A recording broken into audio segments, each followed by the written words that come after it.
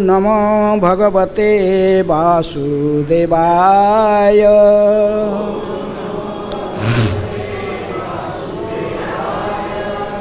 ओम नमः भगवते वासुदेवाय।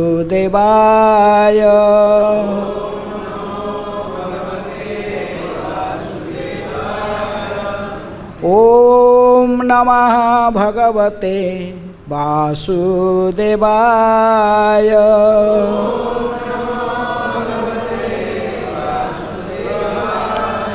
नारायणं नमस्कृत्य नरं चैव नरोत्तमं देवीं सरस्वतीं व्यासं ततो जयमुदीरये। नष्टप्रायेषु अभद्रेषु नित्यं भागवत सेवया। भगवते उत्तम श्लोके भक्तिर्भवति नैष्ठिकी। कृष्ण सुधामुपगते धर्म ज्ञानादिभिः सह कलौ नष्टदृशामेशं पुराणार्कधुना उदितः। श्रीमद्भागवतम से पाठ, सप्तम स्कंध, अध्याय 5। हिरण्यकशिपु का साधु सदृश पुत्र प्रहलाद महाराज। आज की श्लोक संख्या 5। श्री प्रहलाद उवाच तत्साधु मन्ये असुरवर्य देहिनां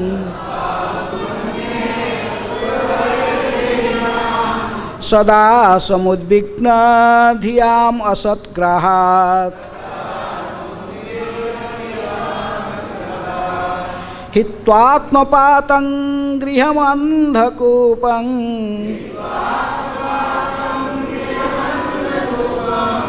वनं गतो यत् हरिम् आश्रयेत।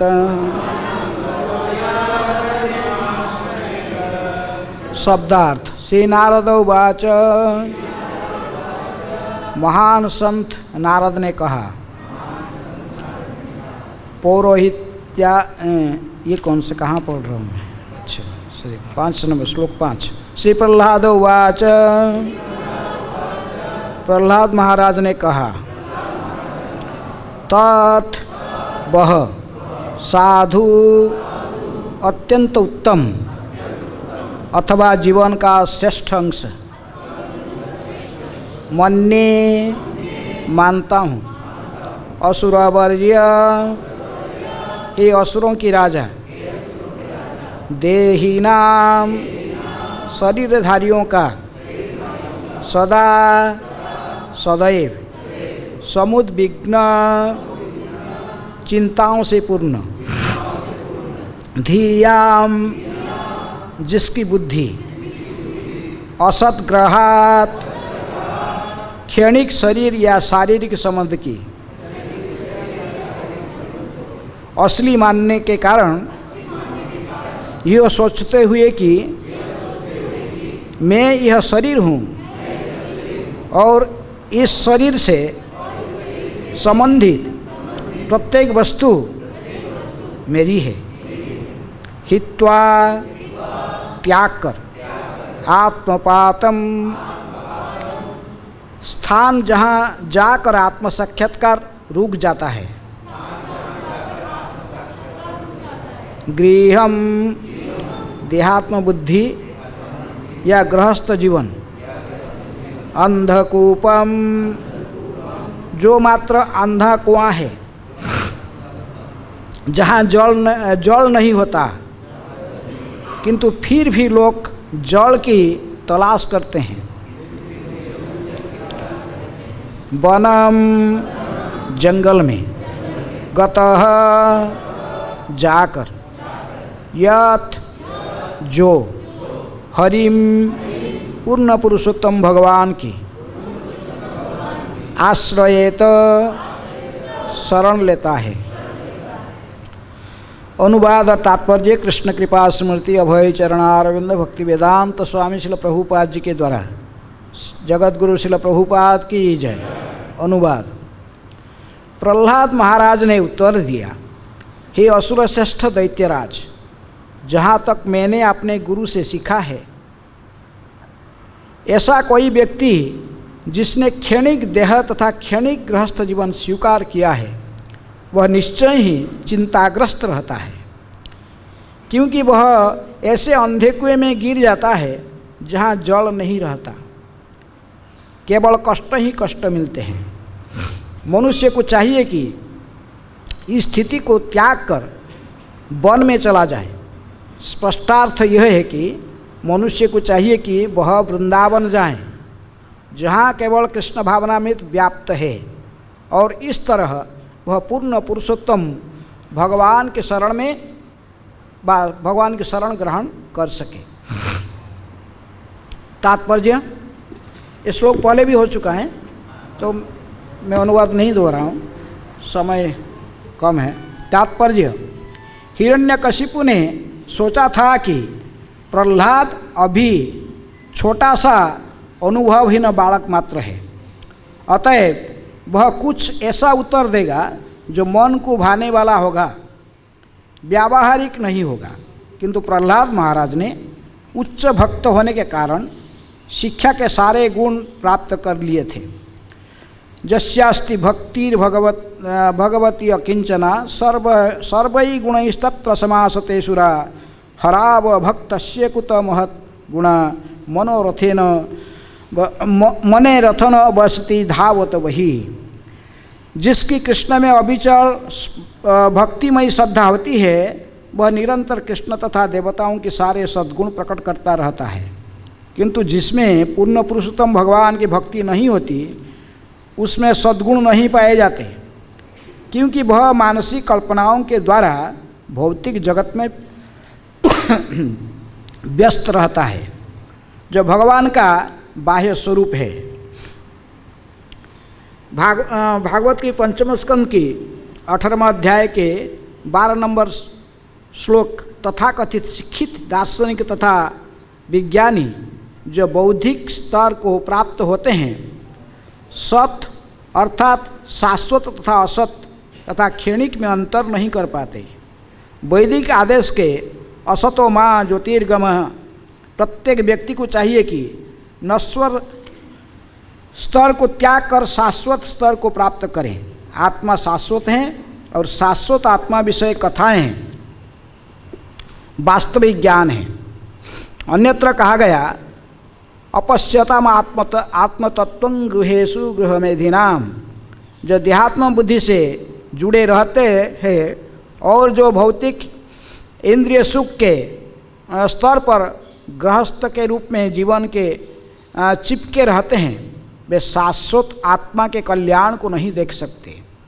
प्रहलाद महाराज ने इसी की पुष्टि यह कहकर की कि जो व्यक्ति जीवन में सफलता की आकांक्षा करता है, उसे सही स्वत से तुरंत यह समझ लेना चाहिए कि उसका स्वार्थ किसमें है और आध्यात्मिक चेतना में वह अपने जीवन को किस प्रकार ढाले। मनुष्य को चाहिए कि वह अपने को कृष्ण का अंश समझे और निश्चित आध्यात्मिक सफलता के लिए उनके चरण कमल में पूर्णतया समर्पित हो ले। इसी भौतिक जगत में प्रत्येक व्यक्ति देहात्म बुद्धि के कारण जन्म जन्मांतर कठिन जीवन संघर्ष करता रहता है। अतः प्रहलाद महाराज ने संस्तुति की है कि इस बारंबार जन्म मृत्यु की भौतिक दशा को रोकने के लिए मनुष्य को वन में चले जाना चाहिए। वर्णाश्रम प्रणाली में मनुष्य पहले ब्रह्मचारी बनता है, फिर गृहस्थ, तब वानप्रस्थ और अंत में सन्यासी। वन जाने का अर्थ है वानप्रस्थ जीवन स्वीकार करना, जो गृहस्थ जीवन तथा सन्यास के बीच का जीवन है। जैसा कि विष्णु पुराण के 3:8-9 में पुष्टि की गई है, वर्णाश्रम चारव्रता पुरुषेण परः पुमान् विष्णु आराध्यते वर्ण तथा आश्रम की प्रथा को स्वीकार करके मनुष्य अपने को पूर्ण पुरुषोत्तम भगवान विष्णु की पूजा करने की स्तर तक बड़ी आसानी से उठा सकता है। अन्यथा यही वह देहात्म बुद्धि में रहता जाता है तो वह ऐसी संसार में सड़ता रहता है और उसका जीवन व्यर्थ हो जाता है। समाज में ब्राह्मण, क्षत्रिय, वैश्य तथा शूद्र श्रेणियाँ होनी चाहिए और आध्यात्मिक उन्नति के लिए मनुष्य को क्रमशः ब्रह्मचारी, गृहस्थ, वानप्रस्थ तथा सन्यासी बनना चाहिए। प्रहलाद महाराज ने संस्तुति की कि उनके पिता का वानप्रस्थ जीवन स्वीकार कर लेना चाहिए क्योंकि देहात्म बुद्धि के कारण वे और अधिक आसुरी मनोवृत्ति वाले हो रहे हैं।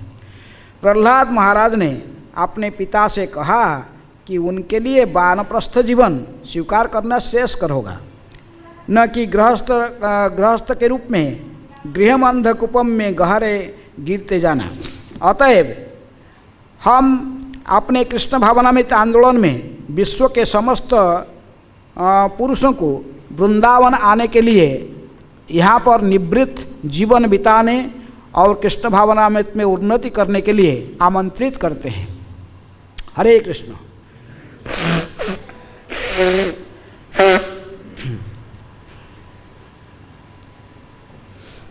ओम अज्ञानातिमिरान्धस्य ज्ञानाञ्जनशलाकया चक्षुरुन्मीलितं येन तस्मै श्रीगुरुवे नमः। श्रीचैतन्यमनोभीष्टं स्थापितं येन भूतले स्वयं रूप कदा मह्यं ददाति स्वपदान्तिकं। वन्देऽहं श्रीगुरुः श्रीयुतापदकमलं श्रीगुरून् वैष्णवांश्च श्रीरूपं साग्रजातं सहगण रघुनाथानितं तं सजीवं साद्वैतं सावधूतं परिजनसहितं कृष्ण चैतन्यदेवं श्रीराधाकृष्णपदान् सहगण ललिता श्रीविशाखानितांश्च। नमो ओं विष्णुपादाय कृष्णप्रेष्ठाय भूतले श्रीमते भक्तिवेदांत स्वामिनिति नामिने। नमस्ते सरस्वते देवे गौरवाणी प्रचारिणे निर्विशेषः शून्यवादी पाश्चात्यदेशतारिणे। नमो महावदान्याय कृष्ण प्रेम प्रदायते कृष्णाय कृष्ण चैतन्य नामिने गौरतिसे नमः। हे कृष्ण करुणा सिंधु दीनबंधु जगत्पते गोपेश गोपिकाकांत राधाकांत नमस्तुते। तप्त कांचन गौरांगी राधे वृंदावनेश्वरी वृषभानुसुते देवी प्रणमामि हरिप्रिये। वाञ्छाकल्पतरुभ्यश्च कृपा सिन्धुभ्येव च पतितानां पावनेभ्यो वैष्णवेभ्यो नमो नमः। श्रीकृष्ण चैतन्य प्रभु नित्यानंद श्री अद्वैत गदाधर शिवासादि गौरभक्तवृंद। हरे कृष्ण कृष्ण कृष्ण हरे हरे, हरे राम राम राम हरे हरे।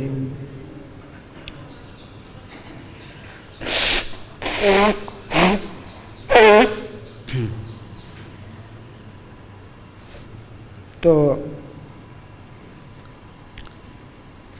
हिरण्यकशिपु का साधु सदृश पुत्र प्रहलाद महाराज की चरित्र विशेष रूप में इस अध्याय में वर्णन की गई है।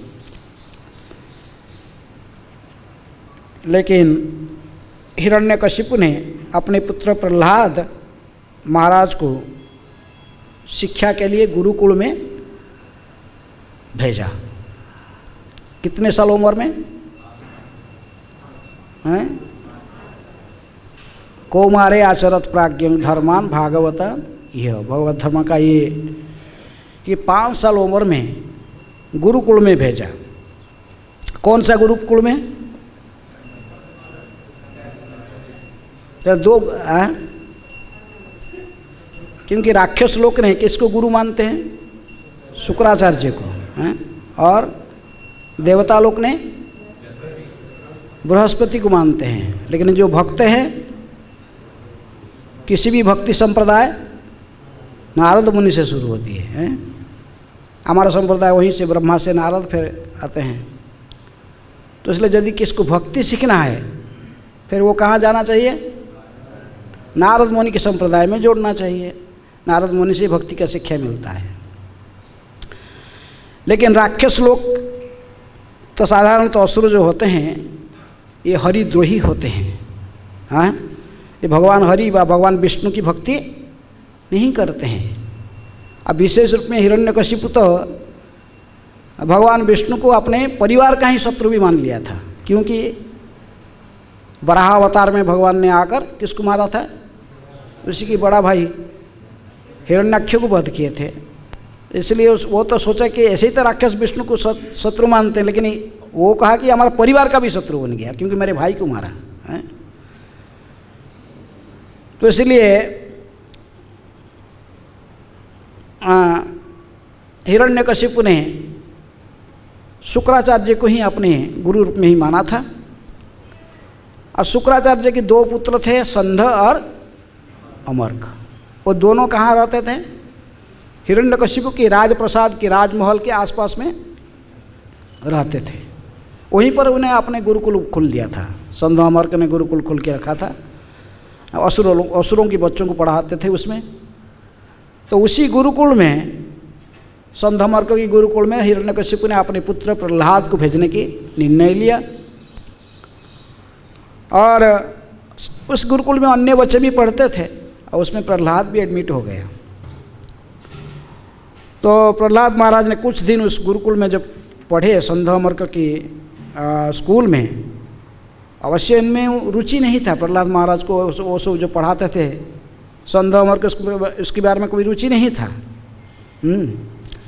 लेकिन फिर भी उसको क्लास में जो कुछ पढ़ाया जाता था उसको सुनते थे, और फिर जो टीचर जो शिक्षक जो पूछते थे तो इसको फिर दोहरा कर बोलते थे। हाँ, जो भी विशेष पढ़ाते थे राजनीति, अर्थनीति व अर्थशास्त्र, ये जो तो प्रहलाद महाराज ने ये समझते थे कि राजनीति को जानना में किसी प्रकार ये साधु जीवन में कोई काम में नहीं आता है। लेकिन फिर भी उन्होंने स्कूल में बैठकर स्कूल की मर्यादा जो था कि शिक्षकों को सुनना और इनकी कहना फिर मानना और इनको बताना, तो फिर वह साधारण दृष्टि से तो उसी वो कार्य संपादन करते थे।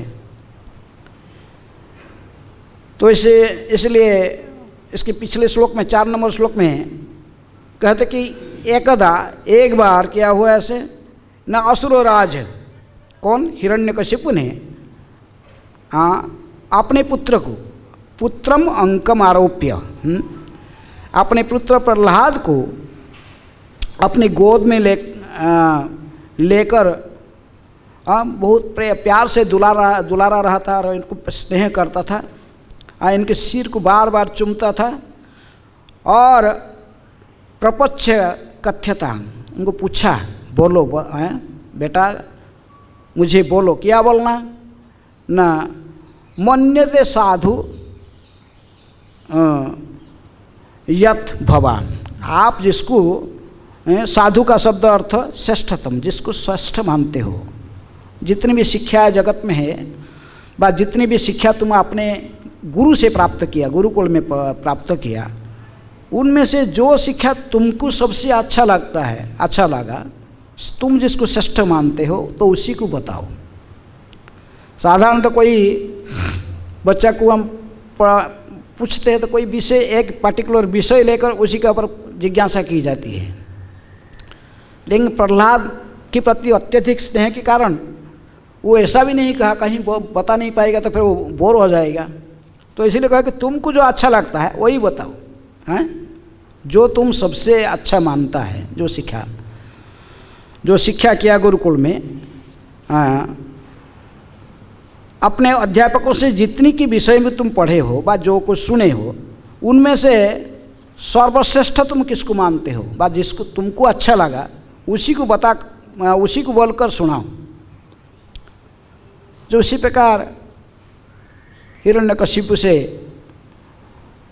जिज्ञासा हुई, तभी ये उक्ति नारद मुनि कहते हैं कि इसको युधिष्ठिर महाराज को हैं। युधिष्ठिर महाराज को कहते कि प्रहलाद महाराज ने तो बोलना प्रारंभ किए, तो श्लोक प्रहलाद उवाच से शुरू होती है। तो हिरण्यकशिपु के प्रश्न का उत्तर देने के लिए प्रहलाद महाराज ने अपने मुख खोले। तो उन्होंने कहा कि तत्साधु मन्ये, अर्थात तत्साधु मन्ये असुर वर्ज्य देहिना। असुर वर्ज्य प्रहलाद महाराज ने संबोधित किया किसको? हिरण्यकशिपु को। ये असुर श्रेष्ठ दैत्यराज, ये नहीं कहा कि पिताजी हैं, पिता रूप में संबोधन भी नहीं कर रहा हो। कहता कि तत्साधु मन्ये असुर ने तत्साधु मन्ये असुर वर्ज्य है। असुर वर्ज्य है, असुरों में श्रेष्ठ, असुर श्रेष्ठ है दैत्यराज। प्रभुपाद जी अनुवाद करते हैं ये कि जब तक जहाँ तक मैंने सुना, मैंने बात समझा, मेरे गुरु से सीखा। बस गुरुकुल में जो आप बोले कि क्या सीखा तुम्हारे शिक्षकों से हमें बताओ, तो उनमें से साधु, तत्साधु जो अत्यंत उत्तम अथवा जीवन का श्रेष्ठ अंश है। इस श्लोक में विशेष रूप में पहला तत्साधु मन्ये और अंतिम शब्द यत हरिम आश्रयत, हरिम आश्रयत, दो शब्द विशेष महत्वपूर्ण है। क्योंकि पहला दो शब्द में प्रश्न पूछता है कि तत्ने से पहला दोनों शब्द में प्रहलाद महाराज अपने उक्ति को प्रारंभ करते हैं, मैं गुरुकुल में जो सीखा है जो अत्यंत उत्तम है, बा जीवन के श्रेष्ठ है, जीवन के लिए, मनुष्य जीवन के लिए श्रेष्ठ उपदेश है, वो क्या है? नाम हरिम आश्रयत। जैसे भगवद गीता कहकर संपूर्ण गीता बताने के बाद भगवान अंतिम जो अत्यंत परम गुह्य ज्ञान कहने जा रहे हैं, वहाँ क्या कहते हैं? सबसे श्रेष्ठ शिक्षा क्या है गीता का? सर्वधर्मान परित्यज्य माम एकं शरणं व्रज, भगवान कहे। तो प्रहलाद महाराज भी वही बात कहे। आज केवल एकमात्र भगवान के शरण में जाना चाहिए। क्योंकि भक्ति रसामृत सिंधु में भी जो किसी वैष्णव की 26 गुण कहा जाता है, तो उनमें से सबसे श्रेष्ठ गुण क्या कहा गया? कृष्णैक शरणम। यदि एक गुण किसके पास है, किसी व्यक्ति के पास, अन्य सारे गुण अपने आप आ जाते हैं। यदि कोई पूरे दृढ़ निष्ठा के साथ केवल भगवान के चरण कमल को पकड़ के रखा है, कृष्णैक शरणम, और कहीं नहीं, केवल भगवान श्री कृष्ण के चरण में संपूर्ण शरणागत है, क्योंकि तो फिर वो जीवन की सिद्धि को प्राप्त कर लेता है। क्योंकि भगवान ने कहते कि साधु तो उसी को कहते हैं, अपि चेत्सु दुराचारो भजते माम अनन्य भाग। यदि अनन्य चित्त होकर कोई मेरी शरण ले रखा है, मेरे चरण को पकड़ के रखा है, तो फिर उसे साधु मान लेना चाहिए। चाहे पूर्व प्रारब्ध से बा किसी कारण से कि उसकी चरित्र में कुछ कलंक दिखाई पड़ता बा, कुछ ऐसे ही व्यवहारिक रूप से और कुछ उसकी त्रुटि हो सकता है, लेकिन यदि एक गुण उसके पास दिखाई जाता है, संपूर्ण रूप में भगवान श्री कृष्ण के चरण को आश्रय करके रखा है, उसी के चरण को आप चरण में शरणागत होकर रहा है, ऐसे शरणागत व्यक्ति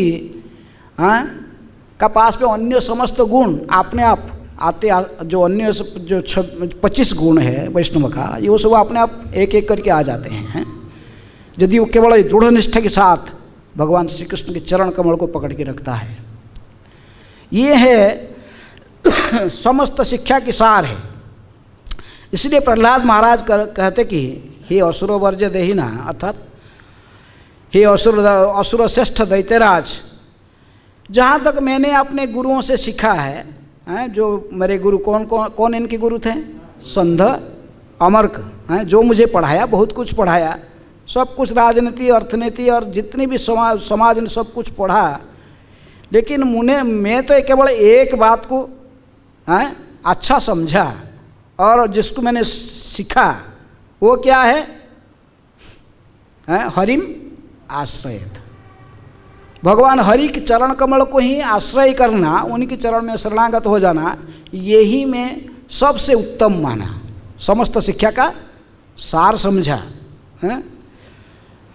नहीं तो सदा समुद्विग्न धियाम असदग्रहात है। लेकिन जैसे भक्तिविनोद ठाकुर ने भी कहते कि हम सब समय के क्यों उद्विग्न रहते हैं, व्यक्ति समाज में क्यों उद्विग्न रहता व्यक्ति, सब समय मन स्थिर नहीं रहता, सदा इसकी बुद्धि, धिया माने बुद्धि, उसकी बुद्धि संपूर्ण रूप में भौतिक इंद्रिय तृप्ति में ही लगा हुआ है। असदग्रहात, जैसे भक्तिविनोद ठाकुर कहते कि सत्संग छाड़ी कईनु असत विलास, से ही लागी बांधिल ये कर्मबंध फांस। ये कर्मबंधन की फांस लगा जिस कारण से, किस लिए लगा है, क्योंकि मैं सत्संग छोड़कर असत्संग किया। जैसे प्रभुपाद जी तात्पर्य लिखते कि सत्य ने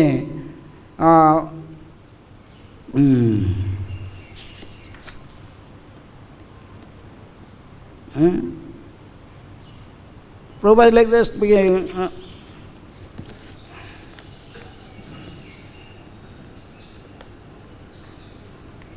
कि सत की मार्ग पर चलना, जैसे कहा जाता है उपनिषद में भी कहा जाता कि असतो माम सतगमयो, प्रभुपाद जी भी लिखते तात्पर्य में।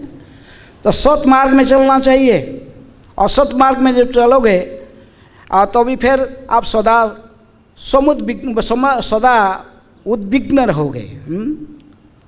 असदग्रहात, क्षणिक असदग्रहात किसको कहते हैं ना, जो क्षणिक शरीर या संबंध को असली मानने की जो मानता है उसी को असत कहते हैं। जो ये सोचता है कि प्रभुपाद जी कहते हैं कि जो ये सोचता है कि मैं शरीर हूँ और ये शरीर के संबंधित प्रत्येक वस्तु मेरी है, ये असत है। असत इसी को कहते हैं जो ये समझता है कि मैं ही देह आत्मबुद्धि, देह में आत्मबुद्धि जो करता है, शरीर में आत्मबुद्धि है, मैं शरीर हूँ। किसी भी स्तर में हम चाहे भक्त बन गए हैं, लेकिन हमको जो पूछा जाए, हमारा परिचय पूछा जाए, हम क्या कहते हैं उसको, आप कौन हो, आपको पूछेगा, कोई भी पूछता है आप कौन हो, तो आप तुरंत ही अपने नाम बताते हैं। लेकिन यह नाम किसका होता है, शरीर के ही हम साधारण दृष्टि से सोचते हैं। वैसे जो दीक्षित भक्त गुरु से नाम प्राप्त करते हुए वो जानते कि दास लगता है नाम के पीछे, हम इसलिए हम कृष्ण की दास है। लेकिन साधारण स्तर पर किसी को पूछते तो जब ये नाम कहता है वो क्या सोचता है, किसका नाम है, जीवात्मा का नाम सोचता है, नहीं सोचता, मैं शरीर का नाम ही बताता है। पिताजी कौन है, ने शरीर जो प्रदान किया वही हमारे पिताजी है। बस शरीर का कोई माता पिता सब भौतिक दृष्टि से हम बताते हैं, लेकिन प्रकृति में इसी को कहते हैं जो असत, क्षणिक शरीर के संबंध को जो असली मानता है, देहात्म बुद्धि में जो अपने को परिचित करता है, तो वो असत ज्ञान, वो असत है, वो सत्य नहीं है।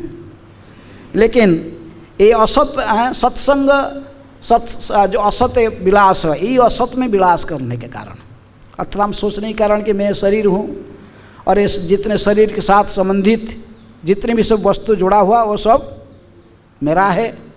मैं और मेरा दोनों शब्द लगाते लगाते आस्ते आस्ते में संसार में फंस जाते हैं। जो इंद्रिय तृप्ति को ही प्रकृति में सुख मानता है वो प्रकृति में सही है, सही नहीं है। जो इंद्रिय सुख ही असली सुख मान बैठता है तभी तो सदा उसके परिणाम क्या होता है ना, सदा समुद्विग्न है, हमेशा उद्वेग को प्राप्त करता है, सदा अशांत अवस्था में रहता है। शांति तो उसको मिलेगा जो सत्य को ग्रहण करेगा। सत्य क्या है, सत्य है कि भगवान श्री कृष्ण ही सभी कारण के कारण है और सभी के पिता हैं, और प्रत्येक जीवात्मा उनके अंश है जो इसको समझता है। भगवान कहते हैं कि अहंग बीज प्रद पिता, मैं ही प्रत्येक जीवात्मा के एकमात्र बीज प्रदानकारी 34-84 लाख जोनि में जितनी भी जीवात्मा है सभी के मैं पिता हूँ। लेकिन असत है कि हमें सोचते और कोई हमारा, किसी को हम माता पिता क्षणिक कुछ दिन के लिए, कुछ समय के लिए इनको असली माता पिता मान लेना है। तो ये संसार में कोई भी संबंध को, ये मेरे पिताजी माताजी जो और कुछ, मेरे ये पत्नी है, मेरा पति है, मेरे बच्चे हैं, ये सब जो संबंध को जोड़ के उसी में मति को देहात्म बुद्धि में लगा लेते हैं, तो इसको प्रकृति में असत कहते हैं। लेकिन सत है तो सत ये है कि कृष्ण ही सभी कारण के कारण, कृष्ण सबके माता पिता है। तुमेव माता च पिता, तुमेव बंधुश्च सखा, तुमेव विद्या द्रविणं, तुमेव सर्वं मम देव देव। ये सत है, इसलिए जीवात्मा को सदा उन्हीं के शरण में रहना चाहिए। जीवेर स्वरूप है कृष्णेर नित्य दास, कृष्ण के नित्य दास है। लेकिन ये संबंध को छोड़कर, इसको भूलकर, ये असत ज्ञान है जो कि असत ग्रह, जो ये संसार जो कि असत है, जब भगवान के बहिरंग शक्ति के द्वारा, बहिरंग शक्ति का ही प्रकाश है।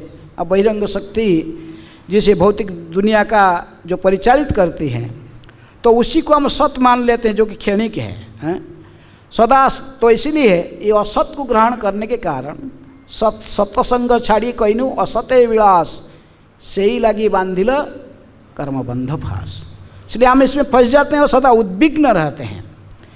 इसलिए प्रकृति में यदि कोई भक्ति करता है, भगवान हरि की भक्ति करता है, उसके चरित्र में सभी प्रकार के सद्गुण दिखाई देते हैं। जैसे प्रभुपाद जी ने कोट करते हैं कि जस्यास्त्री भक्ति भगवती अकिंचना, यदि अकिंचन भक्ति कोई भगवान की करता है, सर्वगुण तत्र समासते सुरा, देवताओं की चरित्र में जो सब दैवी संपन्न गुण है, ये सब उसके चरित्र में दिखाई पड़ते हैं, अपने आप दिखाई पड़ते हैं। लेकिन यदि कोई अभक्त है, तो कोई भक्ति नहीं करता है, तो क्योंकि वो सदा मनोरथेन असती धावत वही है, क्योंकि वो सदा असत की चिंतन में अपने मानसिक कल्पना के द्वारा भौतिक जगत में व्यस्त रहता है। तो इसीलिए वो कब सदा उद्विग्न रहता है। लेकिन यदि कोई भक्त है जो सत को आश्रय करता, भगवान के चरण कमल को आश्रय करके रखा है, जो इसी को ही प्रकृति में जीवन का लक्ष्य समझ लिया कि हरि में आश्रय, भगवान हरि की चरण कमल को आश्रय करना ही ये ही जीवन का लक्ष्य है, तो फिर वो सदा सुखी रह सकता बा, समस्त उद्विग्न से मुक्त हो सकता है। तो इसलिए प्रकृति में जीवन का लक्ष्य है भगवान के चरण कमल को आश्रय करना। प्रहलाद महाराज कहते कि यही मैं सीखा, सब शिक्षा से श्रेष्ठ शिक्षा ऐसी को माना कि सब छोड़ छाड़ के भगवान श्री कृष्ण के चरण कमल को आश्रय करना, भगवान हरि के चरण कमल को आश्रय करना ही ये जीवन का लक्ष्य है। ये कहने के बाद वो कहते कि इसीलिए है पिताजी, आपको क्या करना चाहिए, वनंगतम तम हरिमाश्रय। तो विशेष करके वनंग जाकर हरि को आश्रय करने के लिए वो किसको कह रहे हैं, अपने पिताजी हिरण्यकशिपु को हैं। जैसे क्योंकि हित्वात्मपातं गृहम अन्य, घर जो है गृहस्थ जीवन, गृहस्थ ग्रह में भी दो जीव, अर्थात जो घर में रहकर इंद्रिय तृप्ति को ही जीवन का लक्ष्य मान बैठा है। प्रकृति में गृहस्थ जीवन को प्रहलाद महाराज कहते कि कैसे अंधा कुआं जैसे हैं, क्योंकि अंधा कुआं क्यों कहा, क्योंकि कुआं का, जिस कुआं में पानी नहीं होता है, इस कुआं में अंदर पानी नहीं होता है और वहाँ जाकर पानी का तलाश करता है व्यक्ति, लेकिन वहाँ पानी मिलने, जहाँ सुख नहीं मिलने वाला है, क्योंकि ये जगत को जो भगवान ने बनाया, क्या कहा है, दुखालयम आश्वासतम। तो यहाँ कर ये असत है और यहाँ पर कभी दुख के आलय है, जो सृष्टि करके वहाँ बोर्ड लगा दिया गया है, दुखालयम आश्वासतम। इसका अंदर यदि गिरोगे तो आपको ये आश्वासत हैं, और ये इसमें केवल दुख ही दुख मिलने वाला है। यहाँ पर सुख की तलाश करते रहो आप, लेकिन आपको कभी भी सुख मिलने वाला नहीं है। लेकिन इसीलिए गृह को अंधकूप कहते हैं, क्योंकि ये कुआं का अंदर पानी नहीं है, दिखाई पड़ता कुआं, और कुआं में साधारणतः लोग जाते हैं किसके लिए? पानी प्राप्त करने। पियासी व्यक्ति जाता है कि पानी मिलेगा इधर सोचकर, लेकिन ये कुआं का अंदर में पानी नहीं होता, तो उसको अंधा कुआं कहते हैं। और सभी लोग इस संसार में किसकी तलाश में है? सुख की तलाश में है। कोई दुख चाहता है? हैं? कोई दुखी रहना नहीं चाहता, सभी चाहते सुख। लेकिन सुख कैसे बनेगा, कैसे सुखी बनेगा, वो रहस्य लोगों को पता नहीं है। भगवान कहते कि भुक्तारंग यज्ञ तपसा सर्वलोक महेश्वरम सुहृदम सर्वभूतानाम ज्ञानत्वा मांग शांतिरुच्यति। तो शांति तो उसको मिलेगा जो भगवान को अपने स्रोत मानेगा, भगवान के चरण में शरणागत हो जाएगा, और उनको ही समस्त यज्ञ तपस्या जो सब एकमात्र भुक्ता रूप में उनको स्वीकार करके ही अपने एकमात्र स्रोत मानकर जो भगवान के शरणागत हो जाएगा, तो वो सुखी बन सकता है। लेकिन भौतिक स्तर पर अब आजकल की भौतिक शिक्षा को आश्रय करके, जैसे संध अमर की गुरुकुल, आजकल की जो शिक्षा पद्धति, ये सब किसका शिक्षा पद्धति है? इसमें प्रहलाद महाराज की शिक्षा दिया जा रहा है। नारद मुनि का कोई शिक्षा नहीं। कोई का किसी भी स्कूल कॉलेज यूनिवर्सिटी में कहीं भी जाने पर भी उसको भक्ति नहीं मिलेगा। भक्ति सिखा देगा ना कोई कि भगवान हरि की भक्ति करो, कोई नहीं बताता है। सब डिफरेंट डिपार्टमेंट से खुल के रखें, जिसके माध्यम से शिक्षा प्राप्त करके हमें इंद्रिय तृप्ति के साधन को प्राप्त करने के लिए उपाय बताया जाएगा। तो इसलिए आजकल की जो भी शिक्षा पद्धति हम देख रहे हैं, स्कूल कॉलेज यूनिवर्सिटी, ये सब शिक्षा पद्धति किसका है? असुरों की शिक्षा है। ये संध अमर्क की शिक्षा शुक्राचार्य जी की स्कूल है, ये प्रहलाद की नारद मुनि का स्कूल नहीं है।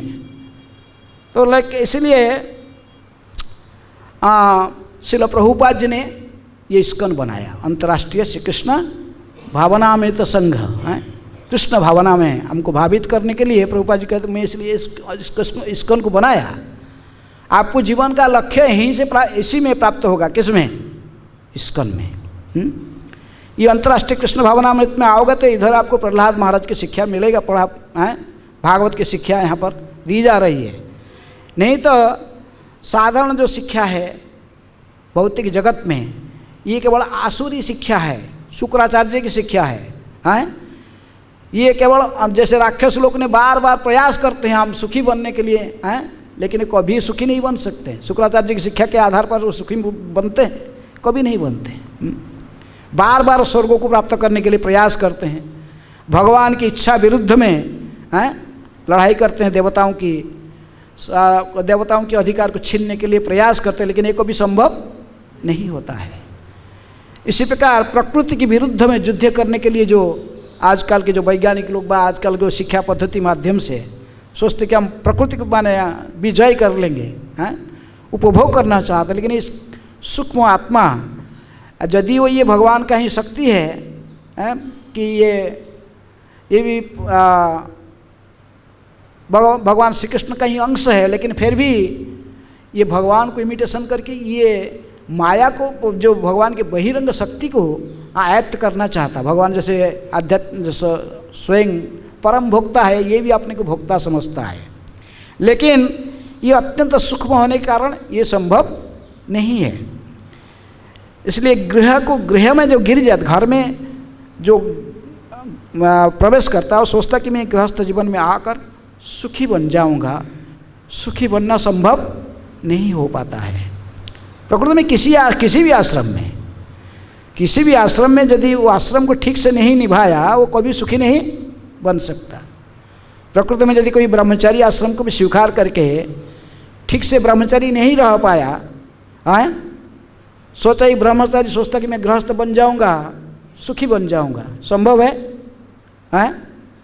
ब्रह्मचारी कभी गृहस्थ बनने से सुखी बन जाएगा? सोचता है कि ये दोनों, मुझे एक सुंदर स्त्री मिल जाएगा, कुछ धन मिल जाएगा तो मैं एंजॉय करूँगा। हाँ, साधारणतः ही तो प्रभुपाद जी कहते कि दिल्ली की लड्डू जैसे हैं। धन और स्त्री कैसे हैं? दिल्ली का लड्डू जैसा है। जो खाया वो भी पछताता है और जो नहीं खाया वो भी पछताता है। क्योंकि जो गृहस्थ जीवन में पहले गृह प्रवेश करने का पहले सोचा था कि मैं घर बनाऊंगा, मैंने बड़ा धन मिलेगा तो मैं ऐसे ही करूंगा, घर बनाऊंगा, फिर शादी करूंगा, फिर ये बहुत कुछ प्लान करके, लेकिन प्रकृति में जो प्रैक्टिकल देखा वो सुखी नहीं हो पाया। तो इसीलिए जैसे आप आज भी भजन में गाते थे, वो कहते कि गोविंद दास कहते, क्या कहते हैं? भजऊ रे मन श्रीनंद नंदन अभय चरणार बिंदरे। ए धन যৌবন पुत्र परिजन इथे की आछे परती तीरे। क्योंकि ये जीवन जो होता कैसे ना, कमल दल जल जीवन टलमल भजऊ हरिपद नीति रे। कमल के पत्ते में जैसे पानी रहता है, पानी हिलते डुलते रहता है, कभी भी गिर जाएगा। प्रकृति में, भौतिक जगत में एकमात्र सत्य क्या है? भगवान श्री कृष्ण और भक्त ये तो, लेकिन और एकमात्र सत्य क्या है? जन्म के साथ एक सत्य निहित हो गया। जब आपको शरीर ग्रहण किया, जातस्य ही ध्रुव मृत्यु है। इसलिए हमें जब शरीर मिला, हमको समझना चाहिए एक दिन मृत्यु सुनिश्चित है। इसलिए हमको क्या करना चाहिए? सीखना चाहिए आर्ट ऑफ डाइंग। शरीर को कैसे त्यागना है, ये रहस्य को सीखना चाहिए ना। आर्ट ऑफ लिविंग कैसे जीना है, इसको सीखना। जैसे और कुछ सिखा रहे हैं, कुछ लोग अपने ऐसे ही संस्था खोल के आर्ट ऑफ लिविंग सिखा रहे हैं। ये आर्ट ऑफ लिविंग सीखना चाहिए कि आर्ट ऑफ डाइंग सीखना चाहिए? क्योंकि सत्य है मरना। तो मरने का समय में यदि हम भगवान हरि को स्मरण नहीं कर पाएंगे, सारा जिंदगी बेकार हो जाता है। इसीलिए प्रहलाद महाराज कहते कि हरिम आश्रयत। इसलिए भगवान हरि को आश्रय करना चाहिए। जन्म के प्रारंभ से, माने जीवन के प्रारंभ से ही ये शिक्षा दी जानी चाहिए। लेकिन हिरण्यकशिपु के लिए विशेष रूप में प्रहलाद महाराज कहते कि आपको भी इतनी उम्र हो गया है, वानप्रस्थ में जाने के समय हो गया, इसीलिए वनंगत यत हरिम आश्रयत। इसलिए आप वन को जाओ, अभी जंगल में चले जाओ। जंगल में जाकर मुझे ये अच्छा लगता है, ये शिक्षा। अच्छा, आप अभी समय हो गया आपको जाने के लिए, वन में जाकर हरि को आश्रय करो। क्योंकि साधारणतः जो स्थिति है, जंगल की स्थिति को सत्वगुण में माना जाता है। जंगल की स्थिति कैसे है? तो सत्वगुण कहा जाता है जंगल में। जैसे भक्ति रसामृत सिंधु में कहा गया कि ये अच्छा है कि आप जंगल में जाकर हिंसक जंतुओं की, हिंसक पशु पक्षियों के साथ, उनके साथ, हिंसक जंतु के साथ में जंगल में रहो, लेकिन कभी भी असत्संग में नहीं रहना चाहिए। ये संसार में असाधुओं की संगति, जो असत्संग में नहीं रहना चाहिए। असत्संग में न रहे कि इससे अच्छा है तो यदि जंगल में जाकर हिंसक जंतुओं के साथ भी रहना पड़ता है, वो अच्छा है। ध्रुव महाराज ने गए, जाकर जंगल में रहे, हिंसक जंतु घर बार छोड़ के चले गए हैं। सत्य की खोज करने के लिए गए हैं। यदि वो प्रारंभ से इनको उद्देश्य कुछ था, लेकिन जंगल में जाकर भगवान हरि को आश्रय किए। नारद मुनि की उपदेश, सदगुरु की उपदेश से जब हरि को आश्रय किए तो जीवन को सिद्धि प्राप्त किए। चाहे हमारे मन में किसी प्रकार की ये नहीं भी कोई सोचते कि हम निष्काम तो नहीं हो पा रहे, हरि का आश्रय कैसे करेंगे। लेकिन भागवत की शिक्षा है, नहीं कहा कि भागवत की पूरा सारे निष्काम हो जाए, सब छोड़ने के बाद भगवान के शरण ग्रहण करो। नहीं, भगवान कहते कि अकाम सर्वकाम व मुख्य काम उदारधि तीव्रेण भक्ति योगेन जजेतः पुरुषम पराम। परम पुरुष भगवान श्री कृष्ण के चरण कमल को आश्रय करना चाहिए प्रत्येक व्यक्ति को। चाहे आपके मन में भौतिक इच्छाएं भरा हुआ, अकाम नहीं, किसी भौतिक इच्छा नहीं है, अकाम सर्व काम, सभी प्रकार की भौतिक इच्छा है, धनम जनम कविता सुंदरी सब भरा हुआ सब चाहिए है। तभी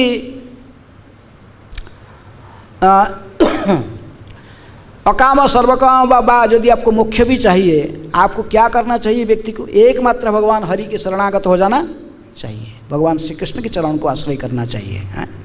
ये शिक्षा है।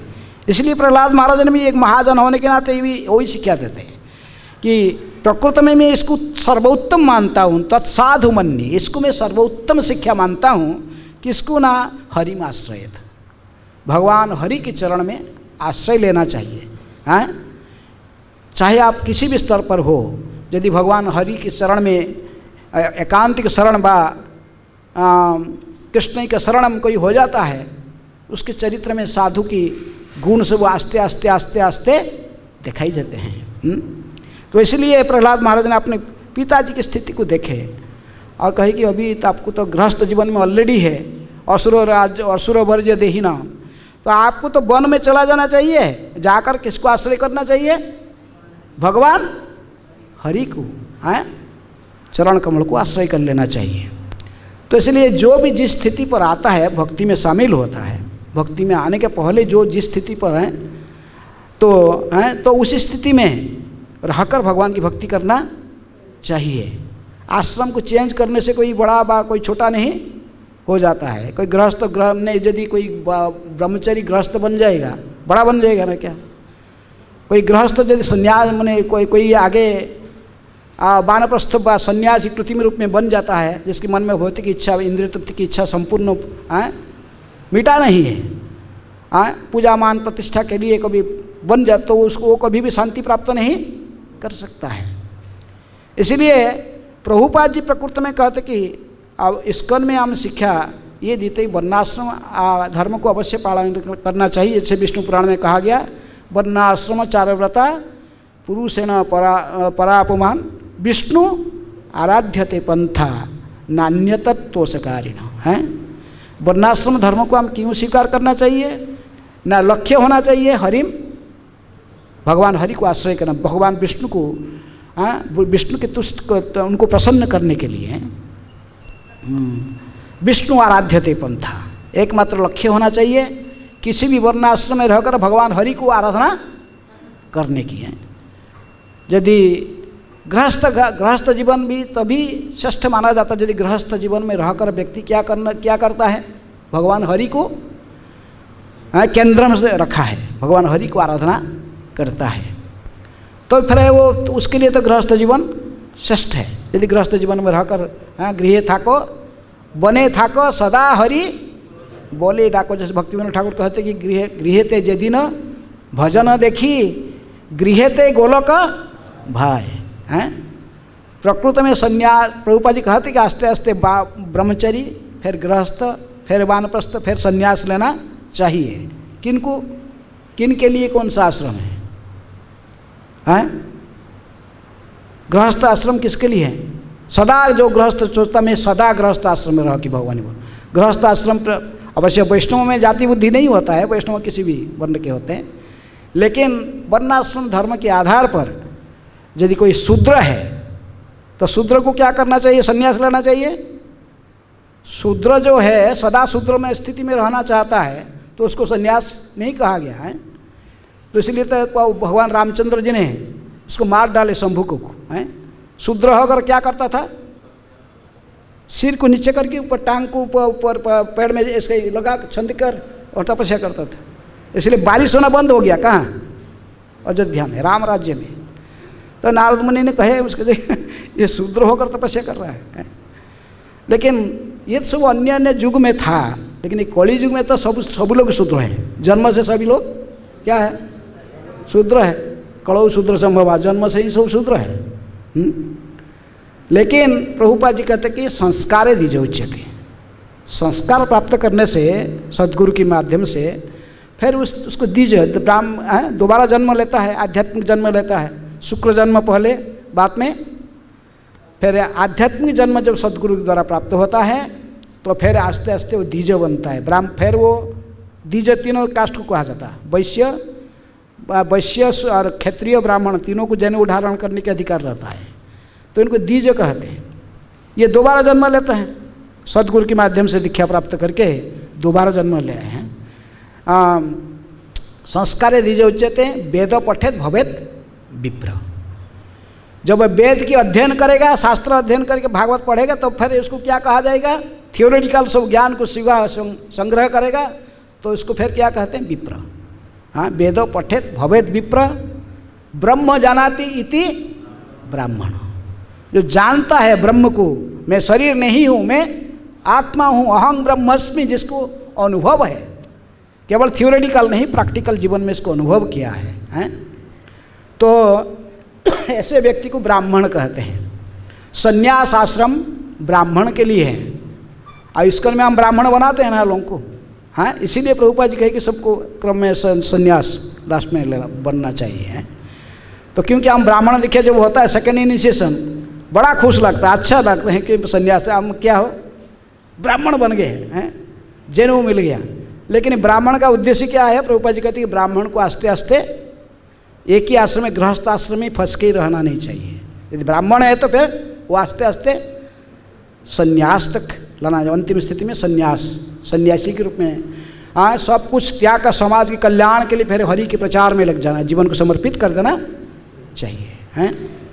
तो इसलिए नहीं तो जो ये कार्य नहीं कर सकता, शूद्र की गुण, जिसके पास ब्राह्मण का गुण नहीं है, सम दम तप शौच क्षांति आर्जमय ज्ञान विज्ञान आस्तिक्यम है, ब्रह्म कर्म स्वभाव, ये स्वभाव, ये यदि ब्राह्मण का गुण को चरित्र में नहीं ला पाता है, और यदि कोई शूद्र स्थिति में सदा रहता है, शूद्र क्या है, परिचर्यात्मक बाद जो शूद्र का गुण, जैसे झूठ बोलना, असत संसार में रहकर, तो फिर इसको तो सदा गृहस्थ आश्रम में ही रहना चाहिए। शूद्रों के लिए नहीं कहा गया संन्यास, वैश्यों के लिए भी कहा गया। कब, कहाँ तक जाना चाहिए इसको? वानप्रस्थ तक, हैं, ऑप्शनल उसके लिए भी, वानप्रस्थ ऑप्शनल है वैश्य के लिए। वैश्य को भी गृहस्थ में रह के, हैं, लेकिन स्त्रीय वैश्य तथा शूद्र तेपी जानती पराम गतिम, वो भी परम गति को प्राप्त करते हैं। कैसे? न भगवान की मांग ही पार्थ व्यपाश्रित्य स्ते उपिशु पाप जनयो। पाप जोनि को प्राप्त करने वाले स्त्री, वैश्य, शूद्र, समाज के निम्न श्रेणी के लोग भी अंत में मुझे प्राप्त कर लेते हैं यदि वो भक्ति को आश्रय करते हैं। तो इसलिए वैश्य को कहते हैं कि वानप्रस्थ तक, वानप्रस्थ उसके लिए हाईएस्ट, और क्षत्रियों के लिए कहा गया कि छोड़ के वानप्रस्थ जाना चाहिए। जैसे जो युधिष्ठिर महाराज, कई भागवत में बहुत उदाहरण है, जो राजर्षि लोग सब फिर जो कई सालों तक राज्य को शासन करके फिर अंत में वानप्रस्थ लेके चले जाते छोड़ के। और क्षत्रियों के लिए संन्यास ऑप्शनल है, कंपलसरी नहीं है। जैसे कोई कोई संन्यास ले लेता, ऋषभदेव, भगवान ऋषभदेव जैसे, हाँ, तो लेकिन प्राय वानप्रस्थ आश्रम तक ही क्षत्रियों को कहा गया। और संन्यास किसके लिए है? ब्राह्मण के लिए संन्यास कंपलसरी है। जो अपने को ब्राह्मण समझता है तो फिर तो वो संपूर्ण जगत के कल्याण के लिए, संन्यास केवल नहीं कि आश्रय केवल कपड़ा चेंज करने लेने से, दंड पकड़ लेना कोई संन्यास बनता है। संन्यास तथा संसार के प्रति कोई मोह रखना नहीं चाहिए, सारा जगत की कल्याण के लिए, हाँ, वो संपूर्ण जीवन को, जैसे गोस्वामी लोग ने वृंदावन में वो कोई दंड धारण नहीं कर, लेकिन संपूर्ण ना जीवन को सारा जगत के कल्याण के लिए उत्सर्ग कर दिए थे, हैं। नाना शास्त्र विचार अनेक निपुण सद्धर्म संस्थापक। तो इस प्रकार ब्राह्मण है तो उसको निश्चित रूप में संसार के प्रति आसक्ति से मुक्त रहना चाहिए, हैं। गृहस्थ आश्रम में वहीं फंसकर नहीं रहना चाहिए। इसको जीवन को संपूर्ण रूप में भगवान हरि की भक्ति करने में तथा दूसरों को भी भक्ति में जोड़ने में समर्पित कर देना चाहिए, हाँ। इसीलिए प्रहलाद महाराज ने आप हिरण्यकशिपु के लिए कहे कि देखो तुम कौन से कौन क्षत्रिय हो, अपने को मानते हो, हैं। तो इसलिए आपको क्या करना चाहिए? बनंगच्छो, बनंगतो, है, जंगल में चले जाओ और जाकर हरि में आश्रय, भगवान हरि के चरण कमल को आश्रय करो, हैं। सबको घर में वन में जाने का जरूरत नहीं है। कुछ लोग गृहस्थ है तो गृहस्थ घर में रहकर, आजकल प्रभुपाद जी कहते कि ये तो सब जगह नहीं मिलने वाला है, ऐसे वन में आज फल मूल आजकल भी नहीं है, हैं। भक्तिनाथ सरस्वती ठाकुर इसलिए बहुत चिंतन करके इस मठ की व्यवस्था की है। कहाँ जाएगा? इसलिए प्रभुपाद जी के तात्पर्य जी के अंत में लिखते हैं कि हमें अंतर्राष्ट्रीय श्री कृष्ण भावना में संघ बनाए। कृष्ण भावना आंदोलन विश्व में समस्त पुरुषों को वृंदावन के लिए, यहाँ पर निवृत्त जीवन बिताने के लिए, कृष्ण भावनामृत में उन्नति करने के लिए आमंत्रित करते हैं। सब आ जाना चाहिए वृंदावन में, क्योंकि यही बात चैतन्य महाप्रभु ने भी पूछा था। किसको? रामानंद राय को। हैं, सर्वत्यजी जीवेर कहाँ बास, सब त्याग कर छोड़ छाड़ के कहाँ जाएगा जीव? हैं, तब रामानंद राय ने कहे कि हैं, श्री वृंदावन धाम जहाँ नित्य लीला रास, जहाँ पर भगवान राधा कृष्ण की नित्य लीला रास चल रहा है, तो वहीं पर जाकर इसको आश्रय करना चाहिए। वो वृंदावन धाम में आश्रय लेना चाहिए। हैं, इसीलिए लेकिन हिरण्यकशिपु की स्थिति को देखकर प्रहलाद महाराज ने कहे कि तुम कम से कम जंगल में चले जाओ, हरि के आश्रय करो। कौन सा जंगल में जाना चाहिए? प्रभुपाद जी कहते वृंदावन में आना चाहिए। समस्त जंगल में से वृंदावन ही श्रेष्ठ है, जहाँ राधा कृष्ण के लिए आज भी हैं, राधा कृष्ण और उनके परिकर आज भी घूमते हैं। कोई भाग्यवान व्यक्ति को आज भी दर्शन प्राप्त होते हैं। इसलिए वृंदावन में आकर भगवान हरि को आश्रय करना चाहिए। अन्य स्थान में आश्रय तो कहीं भी कर सकते हैं, लेकिन वृंदावन में आश्रय करना अर्थात कम से कम चेतना को कृष्ण भावना में लाना चाहिए। कम से कम राधा कृष्ण को हृदय में धारण करना और सब समय उनकी चिंतन करना। जैसे विश्वनाथ चक्रवर्ती ठाकुर कहे कि आराध्य भगवान ब्रजेश तनय तद्धाम वृंदावन रम्या का चित उपासना ब्रजवधु वर्गेण जा कल्पिता श्रीमद्भागवतम प्रमाणममलम प्रेम पुमार्थ महान श्री चैतन्य महाप्रभुर्मतोमिदम तत्रोदर ना पर। इसीलिए प्रभुपाद जी ने इसी को आगे रखते हुए तात्पर्य जी के अंत में हमको ये सलाह देते हैं, हमको आना चाहिए। कहाँ? सब छोड़ छाड़ के वृंदावन में आकर वृंदावन में आकर कृष्ण भावना में आंदोलन में जुड़ जाना चाहिए और यहाँ पर आकर निवृत्त जीवन बिताना चाहिए। हैं, क्या करना चाहिए? हरे कृष्ण कृष्ण कृष्ण हरे हरे, हरे राम राम राम हरे हरे। जन्म सार्थक करी करो परोपकार। असली परोपकार कृष्ण भावनामृत का प्रचार करना। जारे देखो तारे कह कृष्णोपदेश, आमार आज्ञा गुरु हया तार यही देश। हरे कृष्ण।